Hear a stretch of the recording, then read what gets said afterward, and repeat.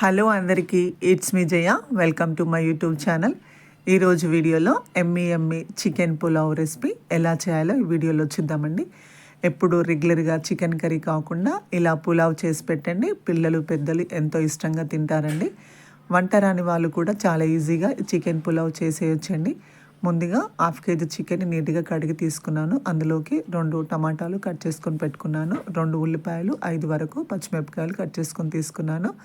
పుదీనా, కొత్తిమీర, అందులోకి మసాలాలు 2 స్పూన్స్ వరకు అల్లం వెల్లుల్లి పేస్ట్ అయితే తీసుకున్నానండి. ఇప్పుడు ఒక బౌల్ తీసుకొని మనం కడిగిన చికెన్ని అందులోకి వేసుకొని అల్లం వెల్లుల్లి పేస్ట్, ఒక నిమ్మకాయని పిండుకోవాలండి. అందులోకి 2 స్పూన్ల వరకు పెరుగు అనేది వేసుకున్న తర్వాత ఒక 1/2 స్పూన్ వరకు పసుపు, 2 స్పూన్స్ కారం అయితే వేసుకున్నానండి. కొద్దిగా సాల్ట్ అనేది వేసుకోవాలండి. అలాగే మసాలాలు అయితే వేసుకోవాలండి. బిర్యానీ మసాలా వేసుకోవడం వల్ల చికెన్ పులావ్ టేస్ట్ బాగుంటుందండి. అంత చక్కగా కారం, ఉప్పు, మసాలాలు పట్టేలాగా చికెన్ని కలుపుకోవాలండి. అంతా కలుపుకున్న తర్వాత మూత పెట్టి ఒక 30 నిమిషాలు ఫ్రిడ్జ్లో కానీ బయట కానీ పెట్టుకుంటే సరిపోతుందండి. ఇప్పుడు రైస్ అయితే తీసుకున్నాను. ఒక బౌల్ వరకు రైస్ తీసుకున్నాను. దాన్ని ఒక 3-4 టైమ్స్ వాష్ చేసుకొని ఒక 30 మినిట్స్ వరకు సోక్ చేసుకొని పెట్టుకోవాలండి. ఇప్పుడు మనం చికెన్ కర్రీ అయితే చేసుకోవాలండి. ముందుగా స్టవ్ పైన కడాయి పెట్టుకొని అది వేడయ్యాక అందులోకి 3 టేబుల్ స్పూన్ల వరకు ఆయిల్ అయితే పోసుకోవాలండి. చికెన్ పులావ్ చేసుకోవడానికి కొంచెం ఆయిల్ ఎక్కువగానే పడుతుందండి. అలాగే 1 స్పూన్ వరకు నెయ్యి అయితే వేసుకున్నాను. నెయ్యి వేసుకోవడం వల్ల చికెన్ పులావ్ అనేది టేస్ట్ చాలా బాగుంటుందండి. ఆయిల్ అంతా వేడైన తర్వాత ముందుగా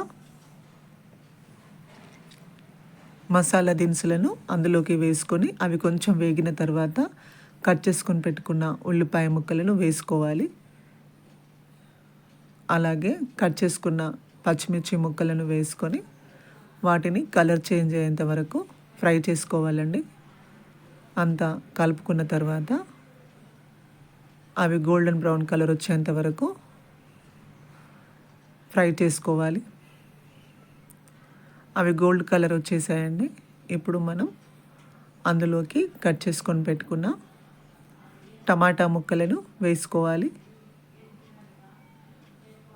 అందులోకి పుదీనా, కట్ చేసుకున్న కొత్తిమీరని వేసుకొని అంతా చక్కగా కలుపుకున్న తర్వాత టమాటా ఉడికేంత వరకు ఒక 2 నిమిషాలు మూత పెట్టి ఉడికించుకోవాలండి.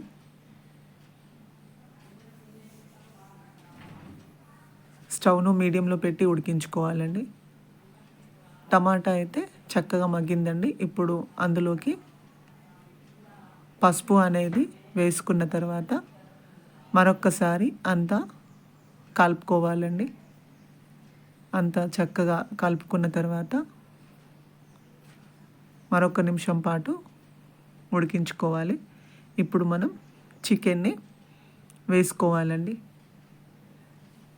అంతా చక్కగా కలిసేలాగా కలుపుకొని ఒక 20 నిమిషాల పాటు స్టవ్ను లో టు మీడియంలో పెట్టుకొని మూత పెట్టి చికెన్ని ఉడికించుకోవాలండి.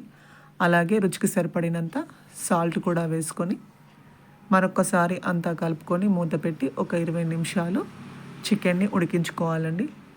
ఇప్పుడు చికెన్ అయితే చక్కగా ఉడికిపోయిందండి. ఆయిల్ అనేది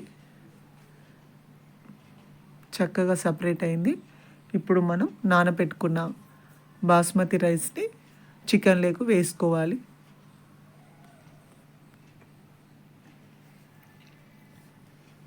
అంతా కలిసేలాగా కలుపుకోవాలండి. ఒక 2 నిమిషాల వరకు రైస్ని ఉడికించుకోవాలి.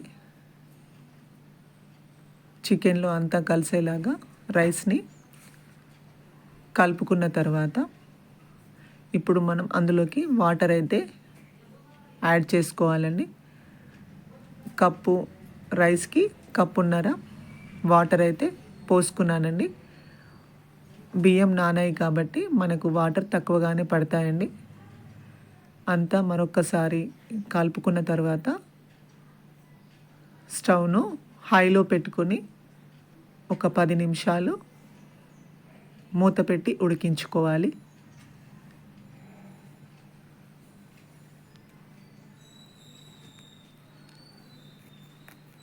మధ్యలో కలుపుతూ ఉండాలండి. రైస్ అనేది అడుగనేది అంటకుండా మధ్యలో కలుపుతూ ఉండాలి. మరొక్కసారి అంతా కలుపుకున్న తర్వాత స్టవ్ను మీడియంలో పెట్టి ఉడికించుకోవాలండి. ఇప్పుడు మనకు రైస్లో ఉన్న వాటర్ పూర్తిగా మగ్గిపోయిందండి. మరొక్కసారి అంతా కలుపుకొని స్టవ్ను లోగా పెట్టుకొని మరొక 10 నిమిషాలు మూత పెట్టి దమ్ పెట్టుకుంటే మనకు చికెన్ పులావ్ అయితే రెడీ అవుతుందండి. ఇప్పుడు మనకు చికెన్ పులావ్ అయితే రెడీ అయిందండి. రైస్ మాత్రం చక్కగా పొడి పొడిగా వచ్చిందండి. చికెన్ కూడా చాలా బాగా ఉడికిందండి. ఇలా పిల్లలకి చికెన్ పులావ్ చేసి పెట్టండి. పిల్లలు పెద్దలు ఎంతో ఇష్టంగా తింటారండి. ఒకసారి ట్రై చేయండి. ఎలా ఉందో కామెంట్ సెక్షన్లో కామెంట్ చేయండి. నా వీడియో నచ్చితే లైక్ చేయండి. మీ ఫ్రెండ్స్ అండ్ ఫ్యామిలీ మెంబర్స్కి షేర్ చేయండి. సబ్స్క్రైబ్ చేయండి. పక్కనే ఉన్న బెల్ ఐకాన్ని క్లిక్ చేయండి. ఆల్ అన్ ఆప్షన్ని క్లిక్ చేయడం వల్ల నేను చేసే వీడియోస్ నోటిఫికేషన్ రూపంలో వస్తాయండి.